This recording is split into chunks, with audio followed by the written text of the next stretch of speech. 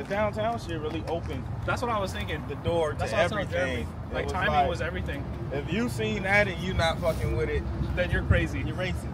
Yeah. I mean, it's like there's nothing else, you know, around. Racist. It don't make no sense. Yeah.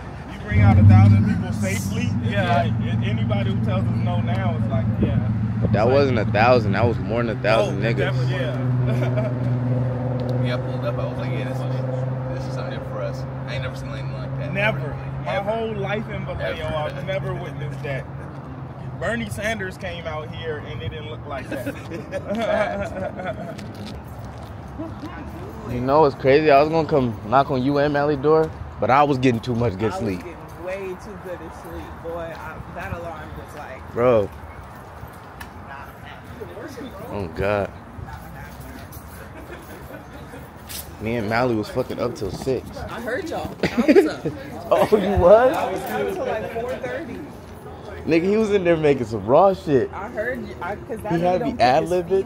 He had me ad-libbing. That shit was so funny. We was in there like, hey! Yeah, nice to meet you. Nice to meet you, by the way. Oh, sweet. Sweetheart. Good. How you doing? How you doing?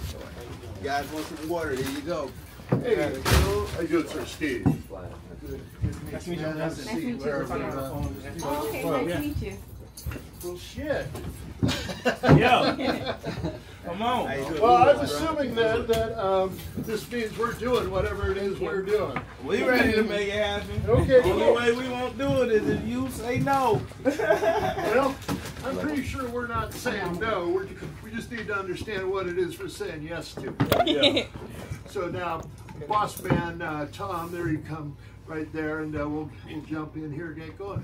That is a very nice camera rig. What's up, Tom? Thank you. How's that thing do? How's it going? Basically, yeah. That's Russell. Nice to meet you. Does it have stabilization on it? Yeah, this is the gimbal part of it. It's like a steady cam. Is that thing hell expensive or not bad? Yeah. But quality, right? Yep. Make documentaries. Yeah. Oh my God. No, that's very cool.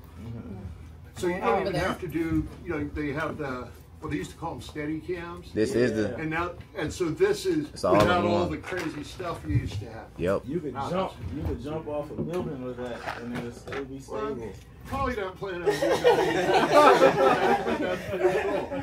that. So anyway, thanks for coming. Let me briefly introduce our team. So this is Tom Keeney. He's the Chief Executive Officer. That means he's the honcho of this organization. So he's a guy you definitely want to know. I'm Steve, so you and I know emailed back and forth a little bit, and I'm the operations guy, so that means sort of nuts and bolts. This is Lucia. Yep, Quinones. Thank you, sorry. You've probably talked with her a little bit. She and I are work together pretty closely on the event stuff. And this is Louis McGaffey, who you may know from back in your days in school, when from the Vallejo Unified School District. Look at that. That's the supervisor. Yeah. And so Louis works with us here primarily. Right now we have that off-track betting facility over here, and also works with us quite a bit on events like this. So anyway, that's our side of the table, and so as far as I know, we're aiming for something on October 6th, with I believe it's your 5th. Your birthday. Yeah. Right? Happy birthday, whatever birthday number it may be. 30. It's a big one. Oh, 30. Got it. And the rest of all y'all, I assume, are part of the crew, part of how we're going to make this thing happen. Of course. Of course. So, hit it. I'll run you guys down. So I'm LARUSSEL'S. I run and own Goodcompenny, which is, you know, we do a bunch of stuff here in Vallejo. Understood. We bought out Momo and feed the community. We do Yeah. a bunch of shows. So I'm like one of the only artists from here that throws shows here. Yeah. And, you know, we don't get the entertainment. No, I get it. I mean, well, I don't need to tell you because you already know what the story is. So, right. Oh, this here is Jason. This is my partner. He handles like production, coordination, so bringing in porta potties, handling ticketing, jumpers, everything. Tieta is my business partner, so she handles everything, operations involving myself. Chaberto and Nate here does stage production, so they're the going to be building the stage out. And then Justin and Jeremy here works with GVRD, and they're partnering with us on this venture. Splash this documentation. Yeah. We're all here. So the goal really the ultra goal was for us to do a big festival next year, like Yes, Itty Bitty City Fest. But before that, we wanted to do something lighter to just kick it off. Yeah. You know, we did the thing downtown last week, and it was that probably looked about, like what, 4,000? That killed it, didn't it? Yeah, I ran into that. I was going to the credit union. I said, what the hell? Yeah. You know, I'm born and raised out here. I said, I ain't never seen We this never, me too, never in Then my I see you entire rapping, life. I say, oh, I know what it is. Nah, Yes. you know. So is that like a pop-up thing, or I mean? That was a pop-up. Yeah. That was a pop-up. Because I mean, I watched some of the video and stuff. It looks like basically had a really simple setup, and you're just doing your thing in basically the middle of the street festival, and people were chilling and having a good time. And so, how much time did that take to get put together? An hour? Yeah. So I mean, literally, it fell out of the sky. So you guys came in and put in some little deck or whatever it is you did, whatever you did we for. Brought in audio. And brought in your audio. And you just started stayed there and served the people. And and that's kind of similar to what we're doing here. So when I do shows outside of like that, I usually do Empress Theater, or I have a compound in South Vallejo that we do shows at. So we're really just. It's seldom that everyone in the city gets to see me. So that was an opportunity, and this is another opportunity for us to really rally the community together. We don't get these moments to kind of come together in union, so we just want to be able to do it more consistently. Next year we're doing a residency at Empress, so we'll be there every month as well. And I just want. So you're working with Kevin there? Or, sure. Okay. Or Kevin there, and Darren's the new booking manager there. God, I don't know Darren. I know Kevin a little bit. We've worked with him. But so Kevin is going to work with us. We're looking at Mirror Island Coal Sheds as well to just so we can do more stuff in the city. So for this one, it's just like a big birthday celebration and just a Vallejo Union, because we never had this. So I think everyone's going to be excited to just be able to come out and experience a concert. Yeah. We don't get no concerts. I get it. So I'd say just from the get-go, you and I had gone back and forth in that email thread. There ain't no point in doing a building for this. You already do buildings. Yeah. You don't need that shit. Yeah.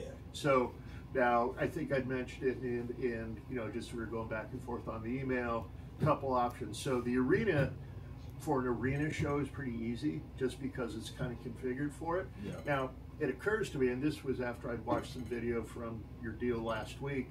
We got this whole concourse here, just basically 1,000-foot long city street, except there ain't no city, and we control all of it. Yeah. And it really depends on the numbers you're looking at. If you're talking 500 to 1,500, that's easy in the arena. But is that a realistic number?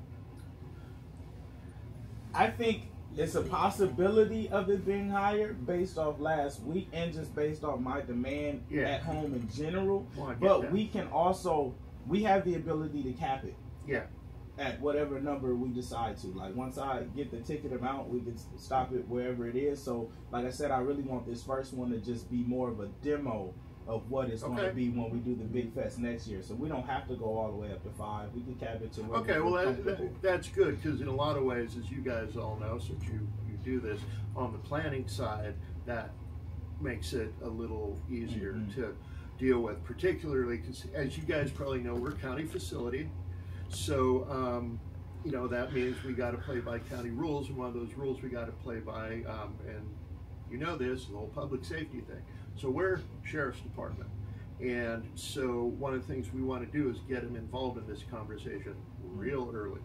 So I've had a preview with them. Nobody's head exploded, so that's always a good start. But I mean, we are Vallejo. You know the drill. You know where the crest is, and those are the kind of issues they're going to think about right from the get-go.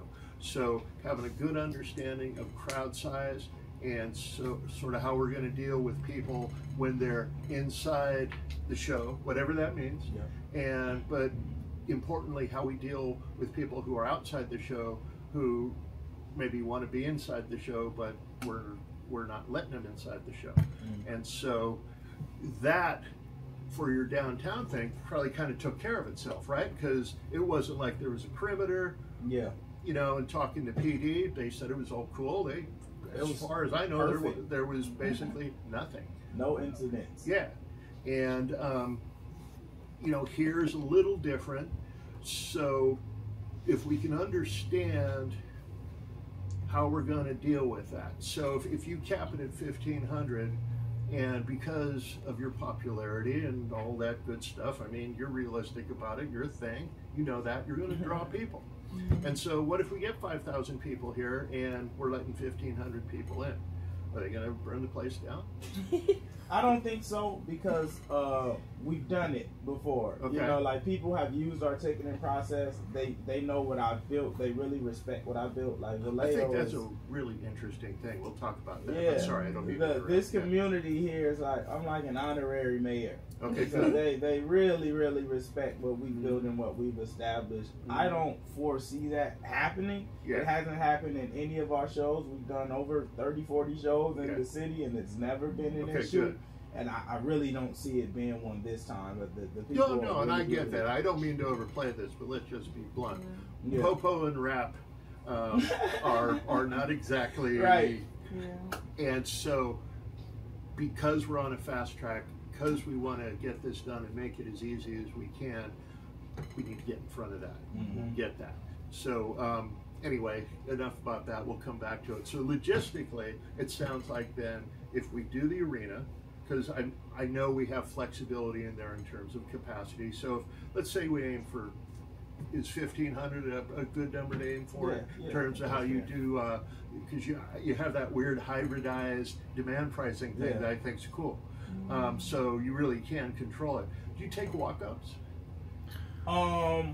Not generally. Okay. Just because we like to be able to foresee what's coming in. Yeah. So like sometimes we'll do shows out of town and we'll let people do a few walk-ups, but most of the time if you don't have a ticket, we don't do it. Yeah.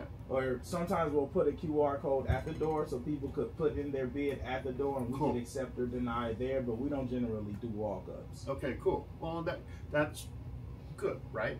Yeah, it's good or it's not good depending on the situation. Right. But if we're you know, if you have the ability to message, you know, your audience, your people, and tell them, no, don't burn the place down because you can't get in. That's I will get out there with a megaphone and stand on top of a car and make any announcement that I need to, and it will be civil rest. Well, no, I get that. I'm sort of thinking, well, you must know 40. You know it. Of course. Of course you know Of course. And of course he plays a lot of local stuff, and you know he's a popular guy, and he, in my mind, is, well, hopefully this is a good comparison, kind of an older version of you. Is that fair to say? Hopefully that's a good thing. And he seems to have that same effect on people around here, in that people just love him, and they aren't going to tear the place up if he's coming doing a show. Now, my friend Too Short from back in the day has come and played some shows here, and those get a little rowdier. And as you know, his particular genre is a little a little more. I don't know if hardcore is the right term, but even with that, you know, we just haven't had huge issues, but it's the perception. Yeah, and I think that's what, like, the difference has been previously within Vallejo. Just the kind of music we make and the ethics that we have and what we do in the community. We don't cultivate the kind of base that destroys things. It just doesn't. It just don't happen. Everyone you meet, if you look at the picture from downtown, everyone's like this. No, I was looking at it. Everybody looks like they're having a good time. You look like you're really relaxed. I assume you were. I mean, you didn't feel. I mean, you were just out there looking like you're just doing it. And I'm immersed within all the people, you know, and we stay after for hours just to touch everyone and take pictures. So it's a really calm. Even at our like monthly residency shows that we do, that are only 250, 200 people that can come in, and people know where the address is. They've gotten tickets before, and even if they don't get accepted, and they sit outside just to hear the music, they literally just bring chairs and they just sit outside just to be able to hear what's happening inside, but peacefully. And it's actually like a thing for people to just be in the energy. Two things. I suggest we have a bigger cap for 1,500 just in case. We can always do less, but just in case we can always do more with a bigger cap, even with a walk-in or no walk-in. You know what I mean? But we don't have a really general idea of how many people want to show up. It's like he's saying, you might cap 1,500, then you get 5,000. They all want to come in that gate. Then the sheriff gonna look at it like we got a problem. You know, for you got 100 sheriffs down here inside this facility. Yeah, we don't want that. What we're trying to do is, I know for a fact that all the other fairgrounds will not let rap in. They just won't do it. I got a nephew that rap, and he tried to rent the whole fairground. They wouldn't let him do it. He tried to rent Alameda. They wouldn't let him do it. So what we want to do is try to change that perception that rap is bad. It's not. It's a culture. You know, I know it because I'm black, and I like rap. I'm 72 years old, and I like rap. You know, so yeah, but I'm an R&B guy. You know, yeah. But I'm an R&B guy, but I do like rap. I like to see these youngsters enjoy themselves, and all the shows I seen you do, because I know you don't have no problems, no violence, no nothing, and that's what the sheriff needs to be, because they call the shots. If they say no, it's a no. You know, but like he said, he done ran it past them a little bit, and they never said no. So this gonna be a first to have rap on the in the fire department levels, the medics, everyone, you know, within, like they were outside and they. No, that's good. You're dealing with all the same folks we are. Yeah. Right. And so there's that comfort level because you already know each other. Right. And they have confidence that nothing crazy is coming with it.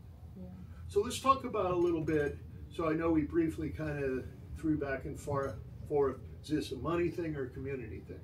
And so, and part of the reason I asked that is we certainly do our share, not so much in this genre, of commercial concerts, right? And so, you know, that there's sort of a, think of it as a three-legged stool when you're a venue operator. And you may already know this. So, you know, one is to cover your hard costs, right? Whatever those may be. So in this case, it's stuff like the public safety, it's all the overhead associated with staff, blah, blah, blah, all that boring stuff. Second part is, because we're a big facility, we do our own parking. So generally for a concert like this, we charge $20 a car. And then the third part of this is food and beverage, which we also control. So we either directly deal with the, say, the food trucks or the food and beverage concessionaires, and we're also the alcohol licensees. So we have a number of different ways of doing that. But all of that comes together to make a little pile of money that, because we got to live on what we kill here too. So, and so that circles back around to what the goal of the show is. Because if the goal is a community event, I don't know that it's necessarily in anybody's best interest to be charging $20 a car or be charging anything at all. On the other hand, we can't work entirely for free as much as, and so I wanted to think about how do we get our head around that, right? How do we make this work for all of us financially? Yeah, I propose several functions. So either I do a buyout where like I'll cover all the fees and parking and everything. That way people could kind of do that at their leisure. Because I want, how we do our shows is we usually serve food, water, everything. So when people buy a ticket, that's all encompassed. And once they in, they get everything. So I could either do a buyout or we could do a split on the tickets that come in. So whether that's, I feel like for this event, a 50-50 would be fair. You know, you guys are providing the infrastructure. If the fees are waived, we just go 50-50 and whatever is generated, we do that. If there's a cost that is under, then I'll cover it extra. Yeah, perfect. I mean, we like partnerships like that because, I mean, and that's generally what, you know, the direction. You know, we do all sorts of deals are structured a little differently, but what you're proposing is, you know, a very simple baseline. And I mean, Tom, I know you need to think about this, but in concept, it sounds to me like it's a good starting place. Because, you know, the key is going to be, the big nut on any show like this is going to be public safety, right? And so, obviously, so we know we got the law enforcement. We know we have security. So let's talk a little bit about security, because I'm going to bet in your world there's different levels of security. So now, for example, actually, you may have met Tom in past lives because you've played Bottle Rock, right? Yep. Well, Tom used to work up there. I used to be in charge of the security for the artist compound at Bottle Rock. Wow. And so you may have crossed paths way back in the day, whenever that was. But my point is, now I know this is hardly Bottle Rock, but there's sort of outer security, inner security, and then there's sort of artist backstage security, right? So I assume you probably roll with your own muscle. Is that fair to say? And I think it's very important for us to integrate our team within these processes, especially ticketing and door as well, because we have a problem with outer security where their energy towards the people is not ideal to how we cultivate, and we just refuse to have that. So along with that outer security, we just have to have our people within, so people could be treated nicely and kindly and fairly like they are when they come to LARUSSEL'S. Totally get it. Yeah, we could definitely. Now here, one of our standard policies is we wand and search. I'm sure you're familiar with that. For that street thing you did, that wouldn't have happened because there was no perimeter really, right? Yep. Do you foresee any problems with that? I mean, you probably, well, you said you were just out with Compenny, right? You're doing big ass. I mean, they do all sorts of crazy stuff there. So that's not an issue for you then. And so we would work with you just to, and again, integrate members of your team and so forth, because the key is your team knows your audience, right? Our team, well, I mean, Tom's a good example. If you don't remember him, that's probably a good thing, right? That means he was doing his job, but he was still protecting you on behalf of the show. But you still had your own, I don't know if personal muscle is the right term, but I have to think in your world there's some element of that. Right. Okay. So, well, so far I'm not hearing any issues at all. So the real issue is we're 30 days away from this. And so what do we got to do to, I mean, the next step in this is really we got to sit down with law enforcement and be sure they're on board. Now I know you're a very busy man. You're going off. I think it's great you're doing Tiny Desk. How the hell did you get hooked up in that? I'm LARUSSEL'S. Well, I get that. but I mean, with all due respect, NPR is a bunch of nice liberal suburban white ladies. So do they come to you? They love LARUSSEL'S, yeah. Good, okay. And so to go do that gig, you show up on the day, you play for a couple hours? And that's it? I mean, what a weird thing, huh? Right, and then we get to come back home and share the experience with our community, and that's the thing. It's like no one from here gets to do that. So, you know, I don't track that thing closely. I know it's a big fat thing. So, do they? Is it like a live? Yeah, they have a live audience. So they're pushing it out whenever that show's scheduled for when you. I was gonna say shoot it, but you know, do the performance. And at some point, does that? Now, if I remember, they do a big competition. They take all those performances, and at some point they say, okay, here's this year's Tiny Desk champion or whatever the hell it is. There's a guy from over in SAC who he did just won well. the last one. Yeah. Yep. So anyway, I thought that was very cool. Nice. So I guess it's good luck the right thing to say. So in terms of scheduling and in terms of pushing this thing forward, is next week open for us to have a sit down with our key folks, and by that I really mean at this point it's going to be the Sheriff's Department. Yeah, I would love to do that immediately, just so we could get to announcing and getting tickets rolling. And I get it, because I assume most of your marketing and sort of communications for this is social, right? Yeah. And so your folks are looking at it. I know in the conversation you had with Lucia a little bit, we have this electronic sign, that we generally the billboard out. Yeah, that billboard, and so that has uses. It's probably not what really is going to drive your attendance, because people are going to be following you. They aren't driving down 80 saying, "Oh." No, they do. We put one up on there a couple years ago for an album, and people are so excited when they see someone from here on there. So that is definitely going to bring a lot of traffic as well. We want to do that part of the package. Tom, I know you have some commitments next week. I know Thursday is a day that does not work. Earlier in the week, so I'll make it work. Okay, so how's Monday, Tuesday, Wednesday looking in your world? We're in DC. When do we come back? We'll be back by 11 a.m. on the 14th. Okay. Yeah, so we'll be back. We're in DC, New York, and Virginia. Got it. So you're going. You're doing your Tiny Desk. You're playing some other shows, doing whatever. So sorry, I'm too dumb to. The 14th is a Saturday, so that Monday coming back, we could so 16th, 17th, something like that. 16th would work for me. Okay. Yeah, we can do the 16th. So what we'll do then? So in that case, what we'll need to do is push ahead with some other planning, right? Because I think, I mean, we'll need to start making, already need to start making commitments in terms of the SO and our security staffing in particular before then.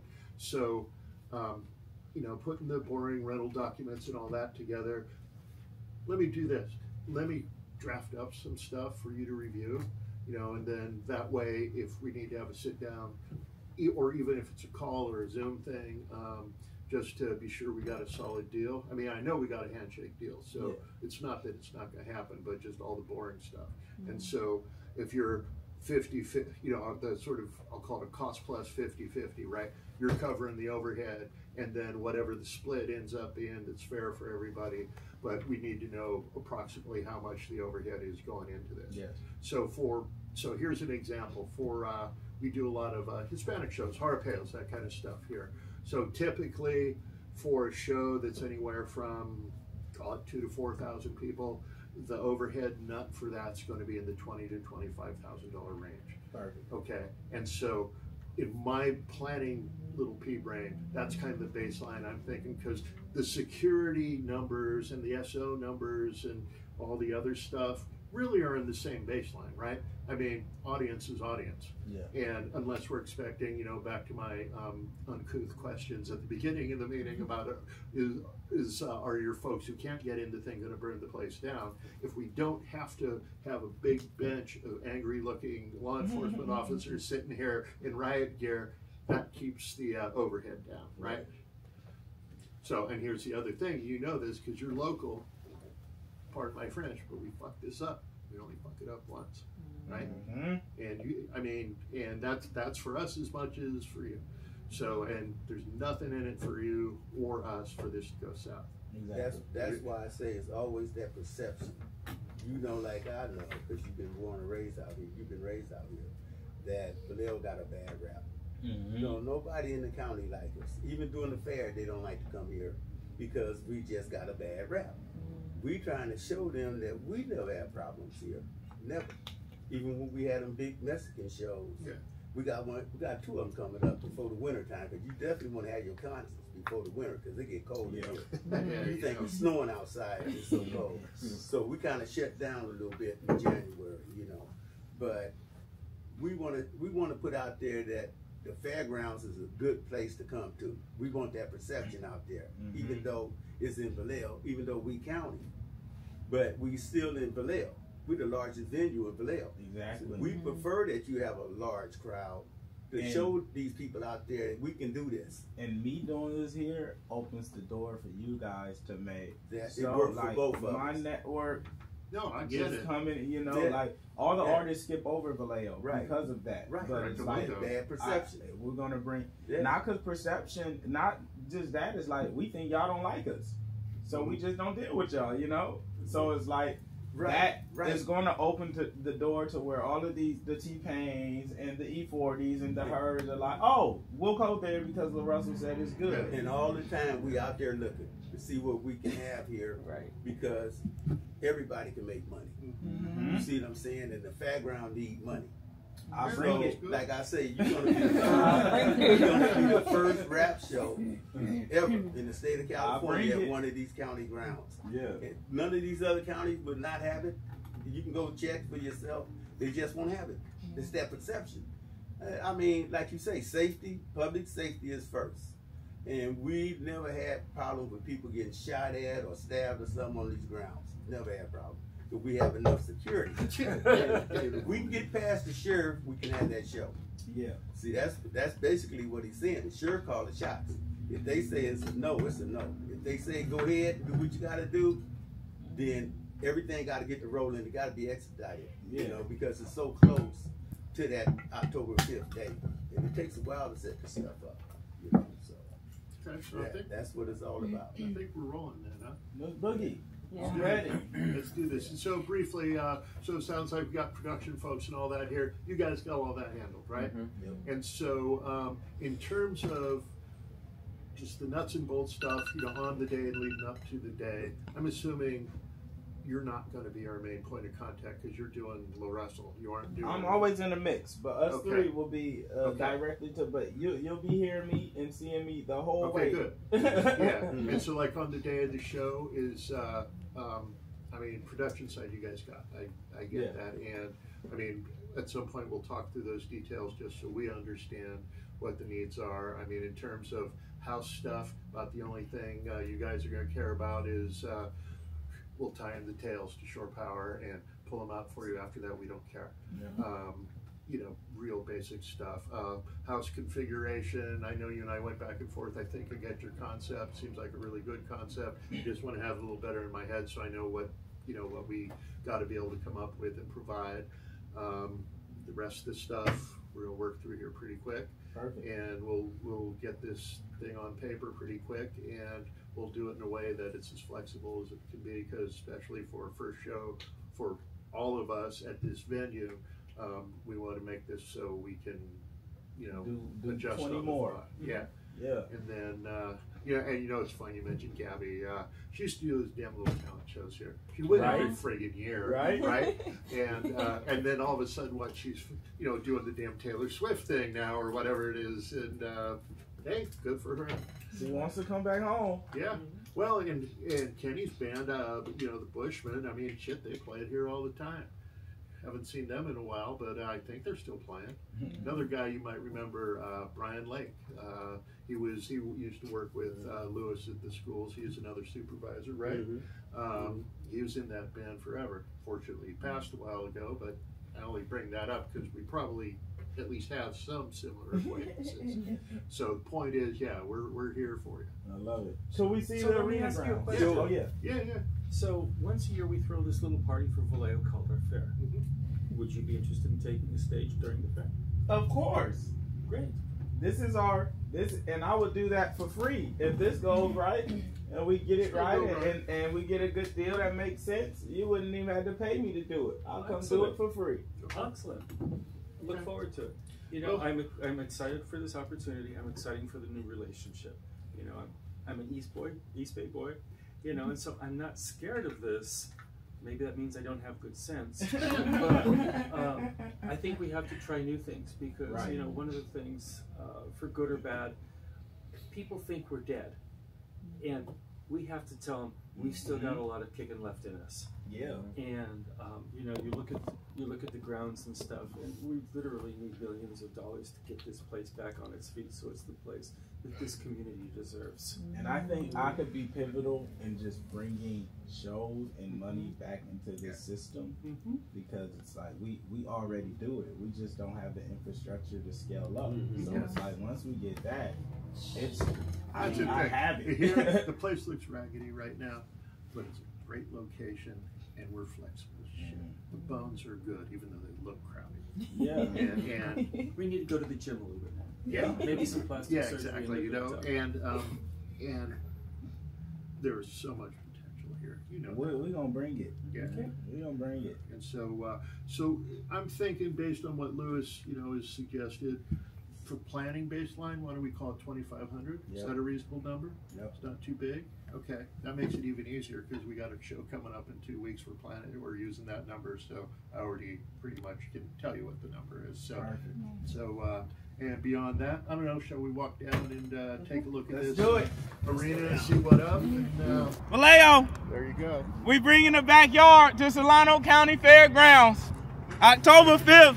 It's my birthday. The lovely people here has allowed us to occupy the space. It's time. This has never happened before. The first hip hop show at Solano County Fairgrounds in eons. Yeah, it took us. Come on. Now take off running. Wow. My first show in Vallejo was at Empress, and they gave me a really hard time to throw a show there. Yeah. And I worked it, and it ended up being one of the greatest shows that existed there, and it was safe, and we got to just keep scaling up, and I start doing stuff. They basically jacked up the same way. Same way. We're used to it. Yeah. They love you now. Exactly. That's usually how it goes. Will the Popo give you a hard time, or are they all right? They love me. Never had. Yeah, so even like that right out the gate, because they couldn't say enough good things about you when I talked to them. Yeah.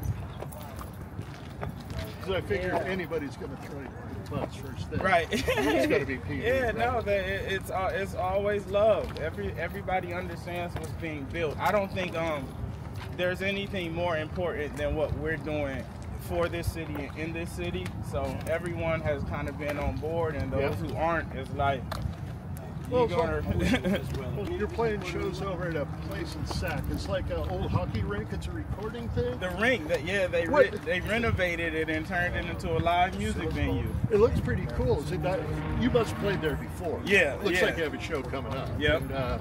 And is it a good house to play? Nice, beautiful. They got big LED. They just completely renovated some new sound system, LED walls, and everything.